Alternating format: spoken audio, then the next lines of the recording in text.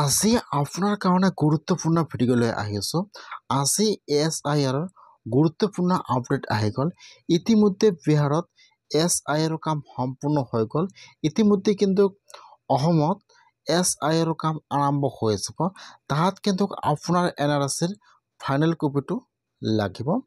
বিহাৰত প্ৰায় কিন্তু 36 লাখ ভোটাৰৰ নাম বাতিল হৈ গৈছে বা 36 লাখ ভোটাৰে কিন্তু এতিয়া 2026ত ভোট দিব নোৱাৰিব বা ডি ভোটাৰ হৈ গৈছে।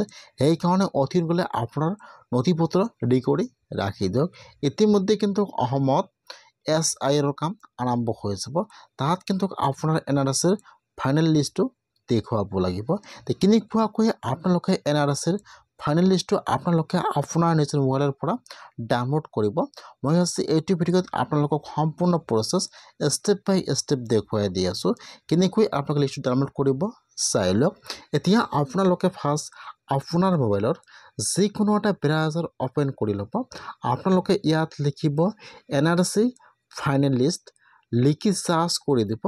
ইয়াত চাব, ইয়াত যিটো 1 নম্বৰত লিংক আহি যাব NRC ফাইনেল। এতিয়া আপোনালোকে সেইটো অপশ্যনৰ ওপৰত ক্লিক কৰিব, ফাইনেল NRC।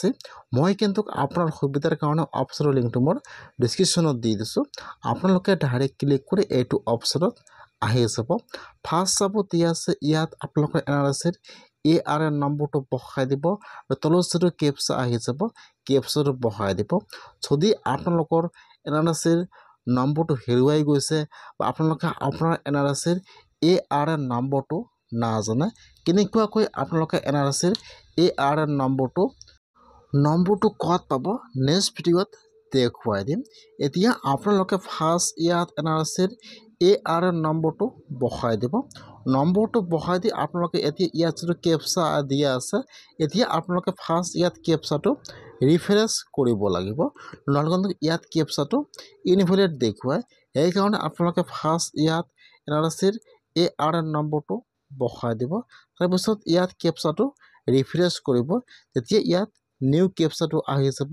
আপোনালোকে ইয়াত নিউ কেপচাটো বহাই দিব। কেপচাটো বহাই দি আপোনালোকে এতিয়া চাৰ্চৰ ওপৰত ক্লিক কৰিব। এতিয়া কিন্তু পেজটো অলপমান লোডিং ল'ব। আপোনালোকে অলপমান ৱেইট কৰিব লাগিব। এতিয়া আপোনালোকে অলপমান ৱেইট কৰিব। এতিয়া কিন্তু ফাৰ্ষ্ট ইয়াত আপোনালোকৰ ডিটেইলছ সম্পূৰ্ণ আহি যাব। ইয়াত আপোনালোকৰ এড্ৰেছটো সম্পূৰ্ণ আহি যাব। তাৰপিছত ইয়াত আপোনালোকৰ ফেমিলিৰ নাম্বাৰ আহি যাব এনেকুৱাকৈ। ইয়াত আপোনালোকৰ নাম আহি যাব, আপোনালোকৰ মাকৰ নাম আহি যাব, আপোনাৰ ইয়াত বাপেকৰ নাম আহি যাব।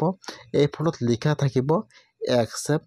যদি আপোনালোকৰ লিষ্টত নাম আহিছে আৰু ইয়াত লিখা আছে একচেপ্ট, তেনেহ'লে আপোনালোকৰ নামটো একচেপ্ট হৈ গৈছে। এতিয়া আপোনালোকে সেইটো কপি প্ৰিণ্ট কৰি বা ছেভ কৰি ৰাখি দিব। এইটো কপি কিন্তু আপোনালোকৰ SIRত লাগিব। সেইকাৰণে আপোনালোকে এনেকুৱাকৈ NRC লিষ্টটো চেক কৰক বা লিষ্টটো ডাউনলোড কৰক। আপোনালোকে এনেকুৱাকৈ ডাউনলোড কৰি প্ৰিণ্ট কৰি বা ছেভ কৰি ৰাখি দিয়ক। এইটো হৈছে কিন্তু NRCৰ ফাইনেল লিষ্ট। আপোনালোকে এনেকুৱাকৈ চেক কৰক আৰু লিষ্টটো প্ৰিণ্ট কৰি ৰাখি দিয়ক।